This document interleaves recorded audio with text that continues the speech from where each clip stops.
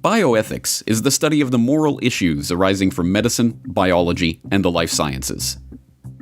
At first glance, bioethics might seem like just another branch of ethical philosophy, where academics endlessly debate other academics about how many angels dance on the head of a pin in far-out, science fiction-like scenarios.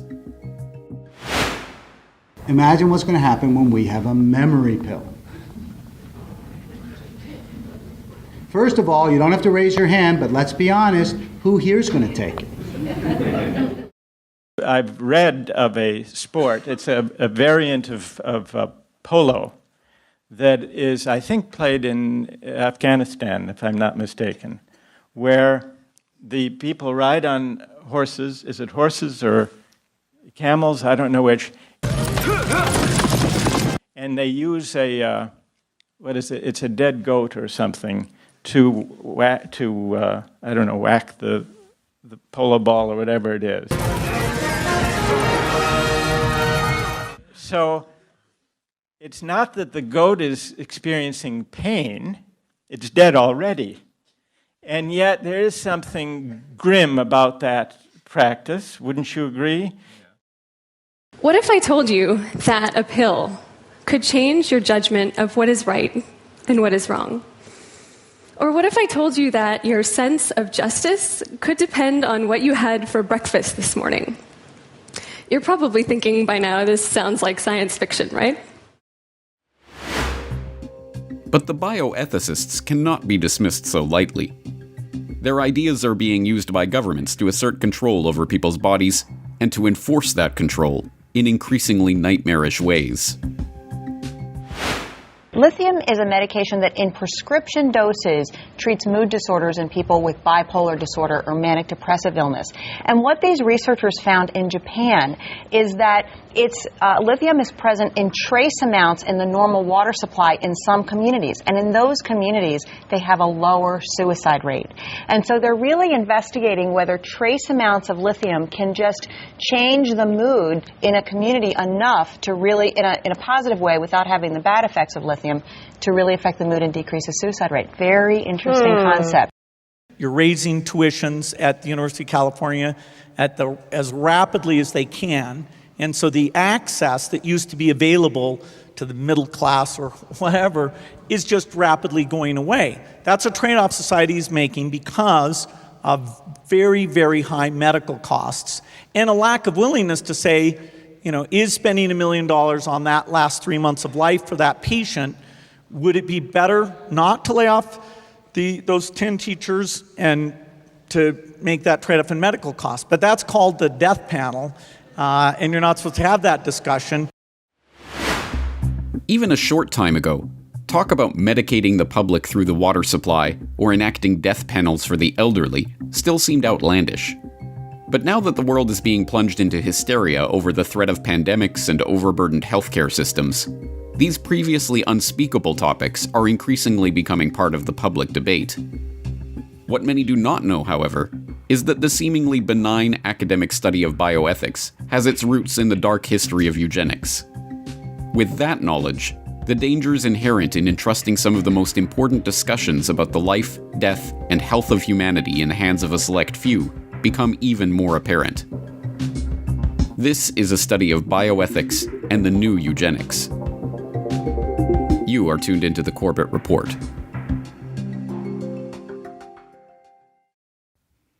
On November 10th, 2020, Joe Biden announced the members of a coronavirus task force that would advise his transition team on setting COVID-19-related policies for the Biden administration.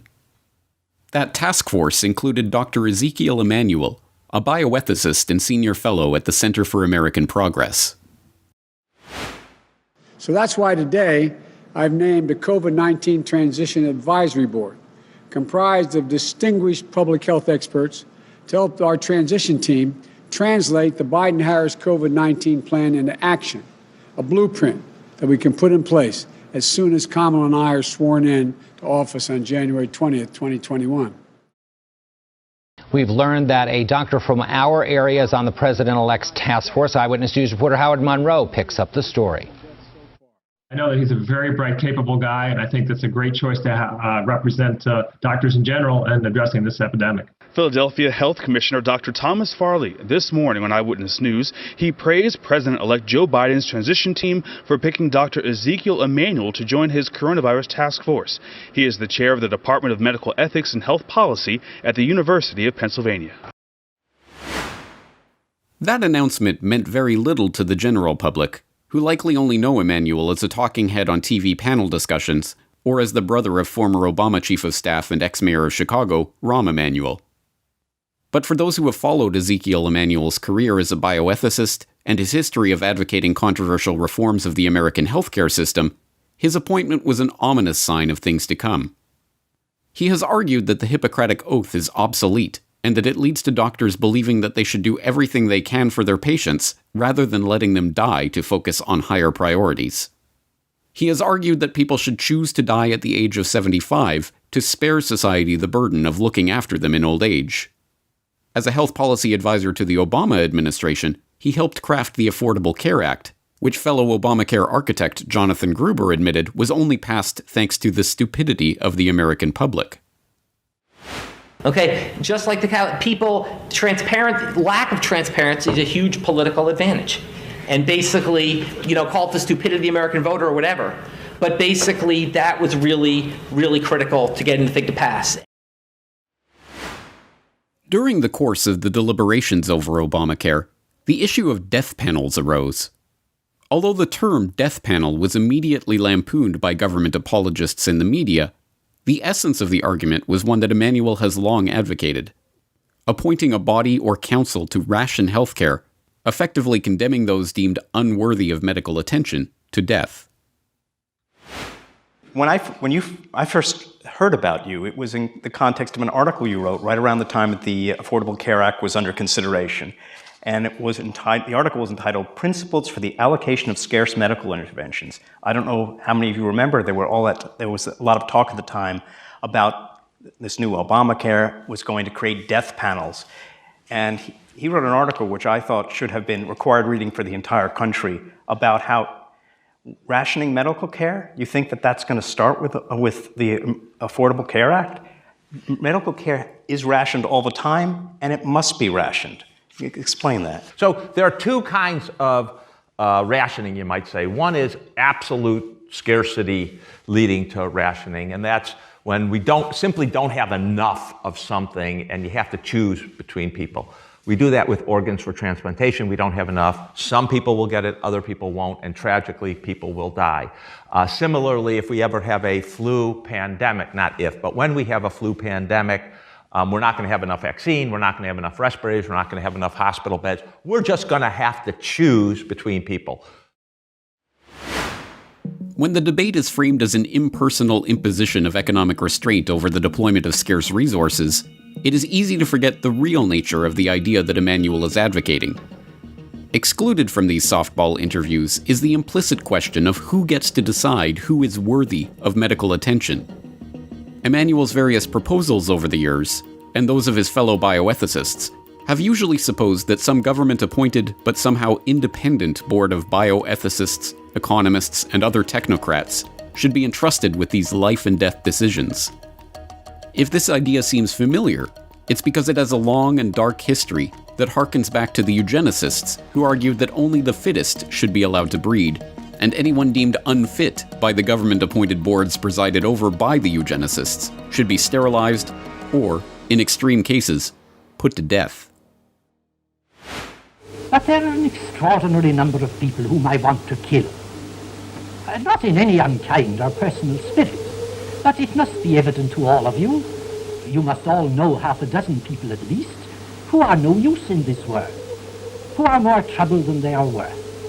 And I think it would be a good thing to make everybody come before a properly appointed board, just as he might come before the income tax commissioners, and say every 5 years or every 7 years, just put him there and say, sir or madam, now will you be kind enough to justify your existence?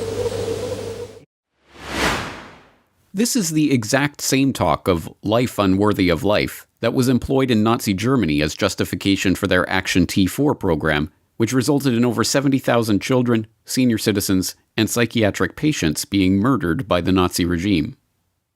In 2009, author and researcher Anton Chaikin confronted Ezekiel Emanuel about this genocidal idea. So we'll do the same format. It'll be 3 minutes, and then time for questions. We'll start with Mr. Chaikin. Anton Chaikin. I'm a historian and the history editor for Executive Intelligence Review. President Obama has put in place a reform apparatus reviving the euthanasia of Hitler Germany in 1939 that began the genocide there.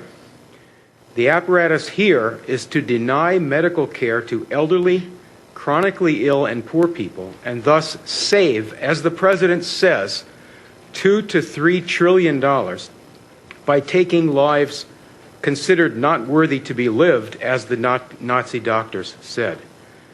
Dr. Ezekiel Emanuel and other avowed cost-cutters on this panel also lead a propaganda movement for euthanasia headquartered at the Hastings Center, of which Dr. Emanuel is a fellow. They shape public opinion and the medical profession to accept a death culture such as the Washington state law passed in November to let physicians help kill patients whose medical care is now rapidly being withdrawn in the universal health disaster.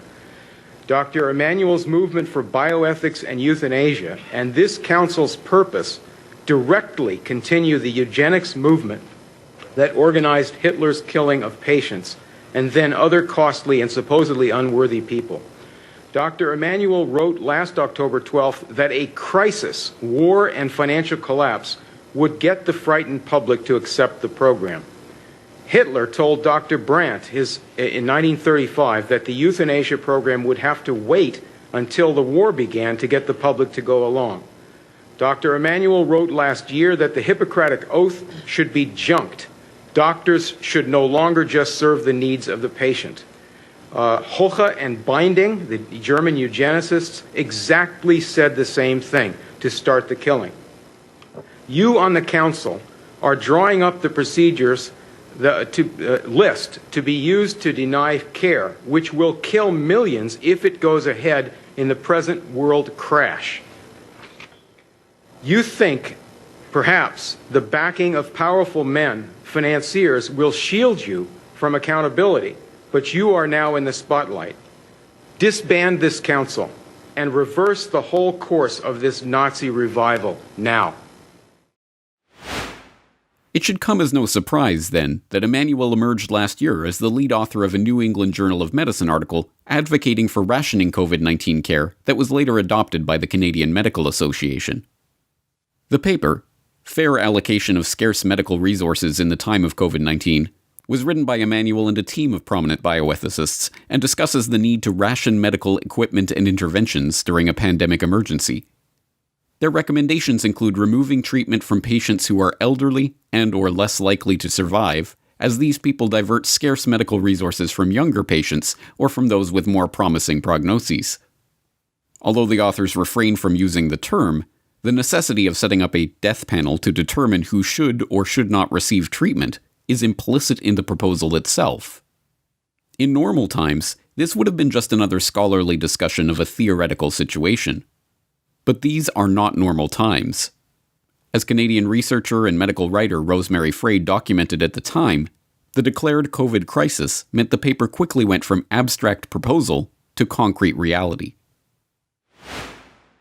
Let's get back to that question about hospital care rationing, which is such an important part of this story, and is one of those things that, when you read it at a surface level, at first glance, sounds reasonable enough. But the more that you look into it, I think it becomes more horrifying. And you quote, for example, specifically a March 23rd paper, Fair Allocation of Scarce Medical Resources in the Time of COVID-19, which was published in the prestigious New England Journal of Medicine, which calls for, quote, maximizing the number of patients that survive treatment with a reasonable life expectancy. Which, again, I would say sounds reasonable at first glance. Yes, of course, we want to maximize the number of patients that survive. What's wrong with that? So, what can you tell us about this paper and what the precedent that it's setting here? Well, it's all of a sudden changing the rules in terms of saying, well, the most important thing is that the older people get a lower place in terms of triaging. And I point out in my article also that Canadians had a lot of experience with SARS because we had that there were a significant number of deaths in Ontario because of it. And there were people from Toronto who had direct experience with SARS, which of course is ostensibly at least a cousin of the novel coronavirus, who wrote triaging guidelines, or at least an ethical framework for how to triage during a pandemic. This is in 2006. They didn't mention age at all. And here we are, 14 years later, every single set of guidelines, including this really important New England Journal of Medicine paper, say, well, age is an important criterion. And is what's interesting. So this paper is really important and also the Journal of the American Medical Association, which is the official organ, I would say, of the American Medical Association, says the same thing. It's age. So they're all stepping in line. And then the Canadian Medical Association said, oh, we don't have time to put our own guidelines together, so we'll just use this one for the New England Journal of Medicine. To me, that's astonishing. When I was a medical writer and journalist, I did some work helping one particular organization, the Canadian Thoracic Society, which does chest infections and stuff. I helped them put together guidelines. There's a whole big set of organizations for every single specialty for creating guidelines. Yet, we don't have time to put together this. And also, Canada had a lot of experience with SARS, so we had a lot of this background, and yet, we can't do it. And so they say we have to go with the recommendations from the New England Journal of Medicine. That prominent bioethicists like Emmanuel are writing papers that are changing the rules for rationing healthcare in the midst of a generated crisis should hardly be surprising for someone whose brother infamously remarked that you should never let a good crisis go to waste. You never want a serious crisis to go to waste. And what I mean by that, it's an opportunity to do things that you think you could not do before. But from a broader perspective, it is not at all surprising that the concept of death panels have been effectively smuggled in through the back door by the bioethicists. In fact, when you start to document the history of bioethics, you discover that this is exactly what this field of study is meant to do. Frame the debate about hot-button issues so that eugenicist ideals and values can be mainstreamed in society and enacted in law. From abortion to euthanasia, there isn't a debate in the medical field that wasn't preceded by some bioethicist or bioethics institute preparing the public for a massive change in mores, values, and laws. That research into the history of bioethics leads one to the doorstep of the Hastings Center, a nonprofit research center that, according to its website, was important in establishing the field of bioethics. The founding director of the Hastings Center, Theodosius Dobzhansky, was a chairman of the American Eugenics Society from 1969 to 1975. Meanwhile, Hastings' co-founder Daniel Callahan, who has admitted to relying on Rockefeller Population Council and UN Population Fund money in the early days of the center's work, served as a director of the American Eugenics Society, rebranded as the Society for the Study of Social Biology, from 1987 to 1992. As previous Corbett Report guest Anton Chaikin has extensively documented, there is a line of historical continuity connecting the promotion of eugenics in America by the Rockefeller family in the early 20th century to the creation of the Hastings Center in the late 20th century. The center, Chaikin points out, was fostered by the Rockefeller-funded Population Council as a front for pushing the eugenics agenda, including abortion, euthanasia, and the creation of death panels, under the guise of bioethics. Eugenics practices that we saw and discussions and preparations for eugenics, which were going on in the United States in the early 1920s and earlier, going back to the late 19th century, those discussions were carried over, and the same discussions and preparations in England were carried over into Nazi Germany. After the war, after World War II, people who had participated in these movements wanted to keep the eugenics idea alive And with the backing of particularly the Rockefeller Foundation, which had backed Nazi eugenics before World War II in Europe, they set up a population control movement that overlapped with the eugenics society and with eugenics ideas. And out of that combination of eugenics and population control was born the institutes and programs which are today at the heart of what's called bioethics, where you decide supposedly decide moral or ethical questions, not moral questions, ethical questions in a medical practice based on supposedly limited resources. So it's a completely phony and morally disgusting field in general. It's ill-born at the root of it, and it's a practice which has never confronted in the medical community and in the academic community that has this as part of its its practice. They've never confronted the basis for the existence of this bioethics.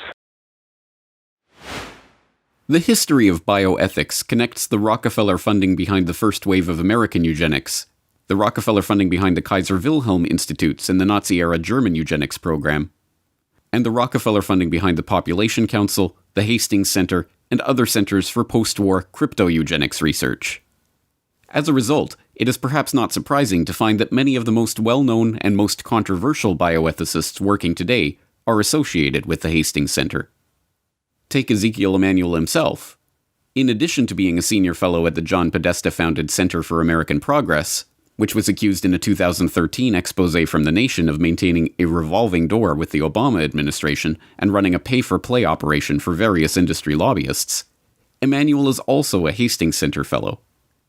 In fact, Emanuel's career as a bioethicist was kickstarted by a November 1996 article in the Hastings Center Report, which, after praising Daniel Callahan's attempts to inject a debate about the goals of medicine into the discussion of healthcare, highlighted a point on which both liberals and communitarians can agree.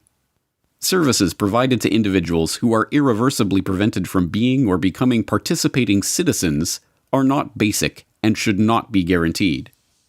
For an obvious example of this principle in action, Emanuel then cites not guaranteeing health services to patients with dementia. Just last year, the Hastings Center hosted an online discussion about what values should guide us when considering COVID-19 pandemic restrictions in the United States, during which Emanuel opined that big tech was not doing enough to share data about users' movements with governments and researchers. I have to say I've actually found big tech totally unhelpful so far in this. It's hard for me to see that they've done something really, really helpful in this regard. When it comes to COVID-19. They have lots of capacity. Believe me, Facebook already knows who you interact with on a regular basis, how close you've gotten to them, when you leave your house, which stores you go into. Google does the same. And they have not used this data. Maybe they're afraid that people are going to be all upset, but they haven't even been willing to give it to someone else to use in an effective manner. And I think either they're going to become irrelevant in this process or they're going to have to step up and actually be contributory to solving this problem. Or take Hastings Center fellow and University of Wisconsin-Madison bioethics professor Norman Faust, who, in addition to questioning whether it is important that organ donors be dead in the Kennedy Institute of Ethics journal, made the case for involuntary sterilization, the hallmark of the now universally denounced American eugenics program, at a 2013 panel discussion on challenging cases in clinical ethics. On the sterilization thing, if his sexual behavior can be attenuated so that he's not at risk of impregnating anybody, that would be the best thing. But I don't think we should rule out sterilization as being in his interest also, as well as potential victims of his sexual assault. I think sterilization has a bad reputation in America because of the eugenic sterilization of 100,000 or more people with developmental disabilities. most of them inappropriate. But the overreaction to that, and Wisconsin leads the way at overreacting to that. We have a Supreme Court decision that says you can never sterilize a minor until the legislature gives us permission to do it, and they never will. And that's not in the interest of a lot of kids with developmental disabilities for whom procreation would be a disaster, that is pregnancy or inflicting a pregnancy. So if it's the case that this fella is never going to be capable of being a parent, and I can't tell quite that from the limited history here, and it may not be the case. But if I just want to say that the country's overreaction to sterilization, like it's always wrong, it's always terrible to involuntarily sterilize somebody, is not true, and it ought to be at least on the table as something that might be in his interest. But these discussions are not limited to the ranks of the Hastings Center. Take Joseph Fletcher. Dubbed a pioneer in the field of biomedical ethics by both his critics and his apologists, Fletcher was the first professor of medical ethics at the University of Virginia and co-founded the program in biology and society there. In addition to his position as president of the Euthanasia Society of America and his work helping to establish the Planned Parenthood Federation, Fletcher was also a member of the American Eugenics Society.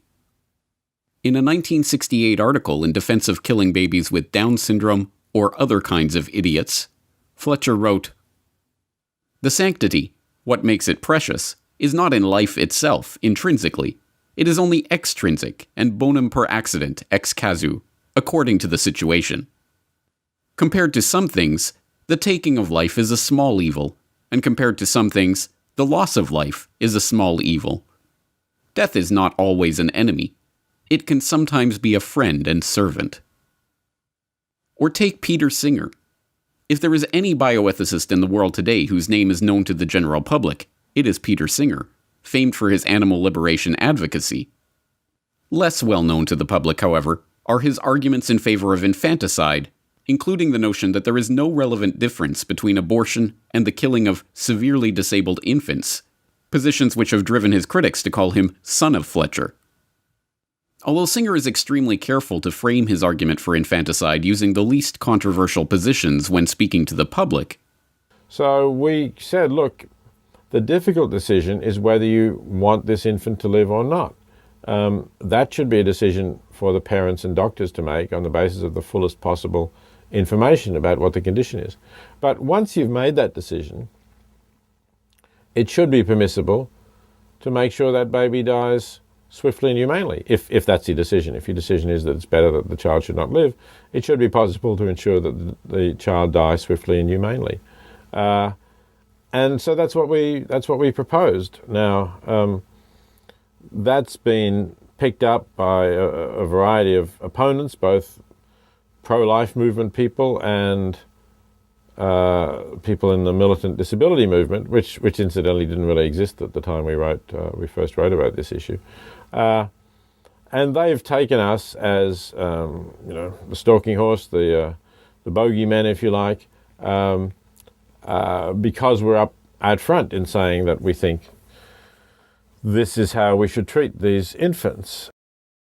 His actual writings contain much bolder assertions that would be sure to shock the sensibilities of the average person if they were plainly stated. In Practical Ethics, for example, intended as a text for an introductory ethics course, Singer dispenses with arguments about severe handicaps and birth defects, and talks more broadly about whether it is fundamentally immoral to kill a newborn baby, noting that a newborn baby is not an autonomous being, capable of making choices, and so to kill a newborn baby cannot violate the principle of respect for autonomy. After conceding that it would, of course, be difficult to say at what age children begin to see themselves as distinct entities existing over time, noting that even when we talk with 2- or 3-year-old children, it is usually very difficult to elicit any coherent conception of death, we could provide an ample safety margin for such concerns by deciding that a full legal right to life comes into force not at birth, but only a short time after birth, perhaps a month. Singer is by no means alone in his profession in discussing this subject. In fact, he's just part of a long line of bioethicists musing about exactly where to draw the line when discussing infanticide. Take Alberto Giubilini and Francesca Minerva, two bioethicists working in Australia who published a paper titled After Birth Abortion, Why Should the Baby Live? In the Journal of Medical Ethics in 2012. In that paper, they explicitly defend the practice of infanticide on moral grounds, claiming that the moral status of an infant is equivalent to that of a fetus, and thus, the same reasons which justify abortion should also justify the killing of the potential person when it is at the stage of a newborn. Lest they be mistaken for forwarding the same old argument on killing severely handicapped and newborn babies that bioethicists have been making for decades, the two are careful to add that their proposal includes cases where the newborn has the potential to have an at least acceptable life, but the well-being of the family is at risk. Unlike so many other academic papers on this subject, however, this one was picked up and widely circulated in the popular press, with even establishment media outlets like The Guardian insisting that infanticide is repellent. Feeling that way doesn't make you Glenn Beck. Seemingly taken aback by the strong negative reaction to a scholarly article about the moral permissibility of killing babies, the authors of the article responded by accusing the general public of being too ignorant to understand the complex arguments made in the highly academic field of bioethics. When we decided to write this article about after-birth abortion, we had no idea that our paper would raise such a heated debate. Why not? You should have known, people keep on repeating everywhere on the web. The answer is very simple. The article was supposed to be read by other fellow bioethicists who were already familiar with this topic and our arguments. Indeed, as Professor Savulescu explains in his editorial, this debate has been going on for 40 years. Whatever else may be said about the researchers' response, this was not a dishonest defense of their work. Julian Savulescu, the editor of the Journal of Medical Ethics that published the article, did point out in his own defense of the publication that the scholarly debate about when it is permissible to kill babies goes back to at least the 1960s, when Francis Crick, the co-discoverer of the structure of DNA and an avowed eugenicist who proposed that governments should prevent the poor and undesirable from breeding by requiring government-issued licenses for the privilege of having a baby, proposed that children should only be allowed to live if, after birth, they are found to have met certain genetic criteria. Indeed, the pages of the medical ethics journals are filled with just such debates. From Dan Brock's article on voluntary active euthanasia, published in the Hastings Center report in 1992, to John Hardwick's 1997 article in the pages of the Hastings Center report asking, "Is there a duty to die?" to Hastings Center Deputy Director Nancy Berlinger's 2008 pronouncement that allowing parents to practice conscientious objection by opting out of vaccinating their children is troubling in several ways. These ethics professors toiling in a hitherto unknown and unremarked corner of academia are having a greater and greater effect in steering the policies that literally mean the difference between life and death for people around the world.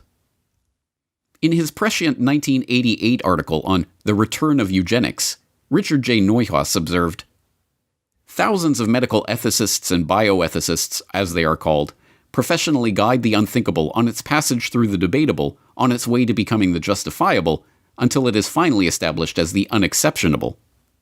Those who pause too long to ponder troubling questions along the way are likely to be told that the profession has already passed that point. In truth, the profession is usually huffing and puffing to catch up with what is already being done without its moral blessing." Indeed, bioethicists are not, generally speaking, trained doctors, researchers, or medical workers. As academics, they are forced to take the word of doctors and researchers at face value. But which doctors? Whose research? Inevitably, it will be that of the WHO, the AMA, and other organizations whose work, as even those within its ranks admit, is not solely dictated by medical need, but by the arbitrary whims of the organization's billionaire backers. We are feeling the effects of this now, when these bioethics professors are held up as gurus who can not only provide medical advice, but actually lecture the public on which medical interventions they are morally obligated to undergo regardless of their own feelings about bodily autonomy. Waiting 6 feet apart from people in lines at restaurants to pick up food or at supermarkets. That's part of the new normal. All of these things have to happen. And I think you're also 100% right. When we go to businesses, when we open up, We're going to be sitting 6 feet apart from other people. Our waiter or waitress is going to wear a mask. We might even have our temperature check going in. All of these things are things that have to be adopted for the new situation. It's important to recognise that mandatory vaccination would not be anything new. There are many mandatory policies, other coercive policies. Taxes are a form of coercion. Seatbelts were originally voluntary and they were made mandatory because they both reduce the risk of death to the wearer by 50% and also to other occupants in the car. But importantly, some people do die of seatbelt injuries, but the benefits vastly outweigh the risks. Some countries in the world already have mandatory vaccination policies. In Australia, the no jab, no pay policy involves withholding childcare benefits if the child isn't vaccinated. In Italy, there are fines, and in the US, children can't attend school unless they're vaccinated. All of these policies have increased vaccination rates and have been implementable. Some form of vaccination passport is almost inevitable. With travel, it's virtually a given. And you look at countries like Israel's now introducing the green card, and all this is going on the assumption that people that have been vaccinated are not going to be able to spread the virus as easily, meaning they can't transmit it. And it's kind of looking like, my read on the science is it's looking like that is the case with most of the vaccines. So that would be the question. Now, some people will say we absolutely can't do it. Like, it's just not fair in a democratic society because there's people that don't want vaccines, and there's people that can't have vaccines. But here's the other side of the argument. Is it really fair to the Canadians that have been locked down for a year when they are vaccinated? They're no longer a risk to other people. Is it really fair to continue to limit their freedom?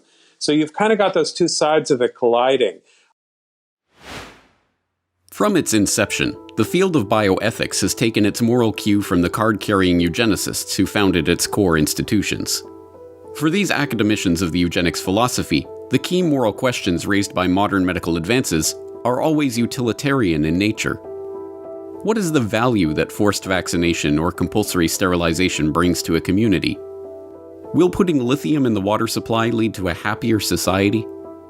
Does a family's relief at killing their newborn baby outweigh that baby's momentary discomfort as it is murdered? Implicit in this line of thinking are all of the embedded assumptions about what defines value and happiness and relief, and how these abstract ideas are measured and compared.